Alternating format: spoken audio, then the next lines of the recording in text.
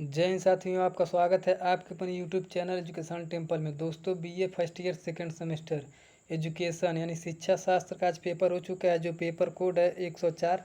और यहाँ पर आप लोग देख सकते हैं कि 4-7 यानी 4-6 यहाँ पर गलती से बच्चे ने 7 डाल दिया है, तो 4-6-2022 का पेपर है। और पुस्तक सीरीज भी आज दिया था। आपको बता दें कि पुस्तक सीरीज ABCD करके आ जाया था। क्वेश्चन आपके सभी सेम रहेंगे, लेकिन क्वेश्चन का क्रम आगे पीछे करके आएगा था। तो यहाँ पर आप लोग देख सकते हैं कि पेपर ID 5023 है, तो आप लोग अपना क्वेश्चन मिला लीजिएगा। तो ये क्वेश्चन नंबर यानी पुस्तक से C का है, जिन बच्चों का वो मिला लेंगे, और बाकी जिनका ABC है वो अपना क्वेश्चन मिला लेंगे। तो आइए देखते हैं यहाँ पर प्रश्न नंबर पहला से इसमें क्या पूछा था।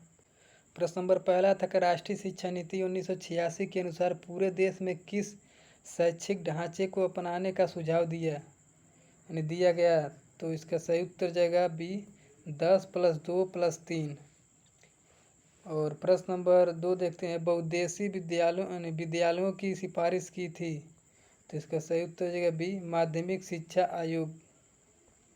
प्रश्न नंबर 3 आया था, राष्ट्रीय शिक्षा नीति 2020 के प्रारंभिक स्तर में किस कक्षा की पढ़ाई शामिल है। तो इसका सही उत्तर हो जाएगा सी, 3 से 5। पहले यह 1 से 5 था, लेकिन अब यह 3 से 5 हो गया है, तो इसका सही ऑप्शन हो जाएगा सी। और राष्ट्रीय शिक्षा नीति प्रश्न नंबर 4 देखते हैं, राष्ट्रीय शिक्षा आयोग के अध्यक्ष थे। तो इसका सही उत्तर जाएगा डी, डॉक्टर DS कोठारी।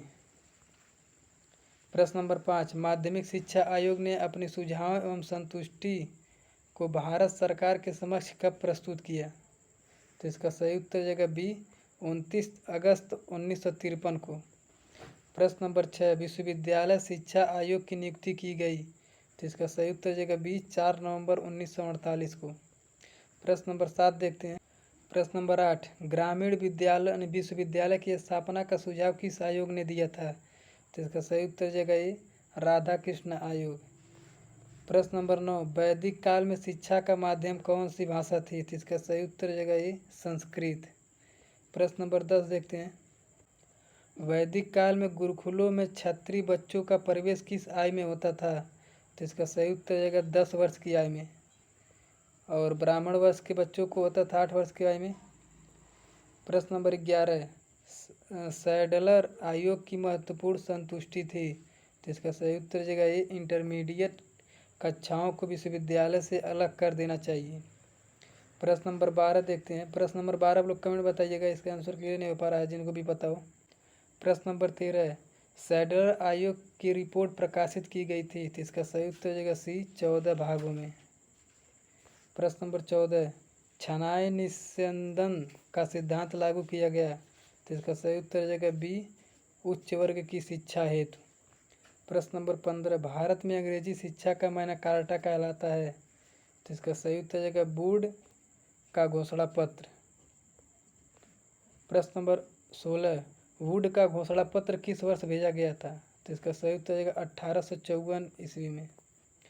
प्रश्न नंबर 17 देखते हैं, राष्ट्रीय शिक्षा नीति 1986 के अंतर्गत प्रारंभिक शिक्षा को अनिवार्य तथा निःशुल्क बनाने के लिए कौन सी योजना निर्मित की गई। तो इसका सही उत्तर जाएगा बी, ऑपरेशन ब्लैक बोर्ड। प्रश्न नंबर 18 देखते हैं, कोठारी आयोग ने संतुष्टि दी। तो इसका सही उत्तर जाएगा डी, उपयुक्त सभी, यानी माध्यमिक शिक्षा, उच्च शिक्षा और प्राथमिक शिक्षा तीनों। प्रश्न नंबर 19, मध्य स्तर की आयु यानी किस आयु वर्ग के बच्चों को शामिल किया गया था। तो इसका सही उत्तर जाएगा 11 से लेकर 14 वर्ष की आयु के बच्चों को। प्रश्न नंबर, गांधी जी ने किस पत्रिका का संपादन किया था। तो इसका सही उत्तर जाएगा ये, हरिजन पत्रिका। प्रश्न नंबर 21, बेसिक शिक्षा योजना का आधारभूत सिद्धांत नहीं है। तो इसका सही उत्तर जाएगा सी, बेसिक शिक्षा का आधार धार्मिक है। प्रश्न नंबर 22, राष्ट्रीय शिक्षा नीति 1986 का प्रतिवेदन तैयार किया गया। तो इसका सही उत्तर जाएगा बी, 12 खंडों में। प्रश्न नंबर 23, राष्ट्रीय शिक्षा नीति 2020 में विश्वविद्यालय की शिक्षा का संरचना है। तो इसका सही उत्तर जाएगा बी, 5+3+3+4। प्रश्न नंबर 24, कलकत्ता आयोग ने अपनी विस्तृत रिपोर्ट सरकार के सामने प्रस्तुत किया।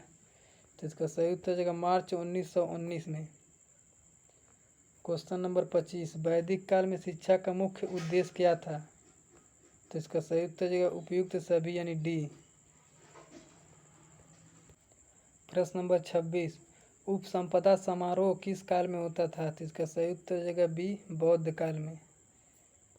प्रश्न नंबर 27, फाजिल है, तो इसका सही उत्तर हो जाएगा बी, तर्क एवं दर्शन की उपाधि। प्रश्न नंबर 28, बौद्ध काल में शिक्षा का माध्यम थी, तो इसका सही उत्तर हो जाएगा बी, पाली एवं लोक भाषाएं। प्रश्न नंबर 29, मकतब में प्रवेश की आई थी, तो इसका सही उत्तर हो जाएगा ए, 4 वर्ष 4 माह 4 दिन। क्वेश्चन नंबर 30 देखते हैं, हंटर आयोग का गठन किया गया था, तो इसका सही उत्तर हो जाएगा सी, 3 जनवरी 1882 को। क्वेश्चन नंबर 31 आप लोग कमेंट बताइएगा। क्वेश्चन नंबर 32, गोखले ने केंद्रीय धारा सभा के समक्ष अपना बिल प्रस्तुत किया, तो इसका सही उत्तर हो जाएगा ये 16 मार्च 1910 ईस्वी को। प्रश्न नंबर 33, वैदिक कालीन शिक्षा व्यवस्था में, तो इसका क्लियर आप लोग नहीं और कमेंट बताइएगा जिनको भी पता हो। प्रश्न नंबर 34, 2-3 क्वेश्चन का आंसर मुझे क्लियर नहीं हो पाया। प्रश्न नंबर 34 है, बौद्ध काल में प्रसिद्ध विश्वविद्यालय था, तो इसका सही उत्तर हो जाएगा सी, नालंदा विश्वविद्यालय, जो इसमें बिहार में पड़ता है। प्रश्न नंबर 35, कंपनी के आज्ञा पत्र का नवीनीकरण होता था, तो इसका सही उत्तर हो जाएगा ये 20 वर्ष के पश्चात यानी 20 वर्ष के बाद होता था। प्रश्न नंबर 36, बिस्मिल्लाह है एक, तो इसका सही उत्तर हो जाएगा सी, ईश्वर का यानी अल्लाह का नाम है। प्रश्न नंबर 37 देखते हैं। प्रश्न नंबर 39, 37 आप लोग कमेंट बताएगा। 37 और 38, आयोग ने व्यावसायिक शिक्षा में महत्व दिया, तो इसका सही उत्तर हो जाएगा डी, उपयुक्त सभी। और क्वेश्चन नंबर 40 देखते हैं, माध्यमिक शिक्षा आयोग के अध्यक्ष थे, तो इसका सही उत्तर हो जाएगा ये डॉक्टर ए लक्ष्मण स्वामी मुदारियल। तो जितने भी क्वेश्चन थे हमने करवा दिए, इसमें से 3-4 क्वेश्चन का आंसर क्लियर नहीं हो पा रहा था, जिनको भी पता हो कमेंट बताएंगे। और सेकेंड पेपर का मैं मॉडल पेपर सुबह में अपलोड करूँगा। तो चैनल पे जितने लोग नए आए चैनल को सब्सक्राइब कर लीजिए और बेल आइकन को प्रेस कर लीजिए।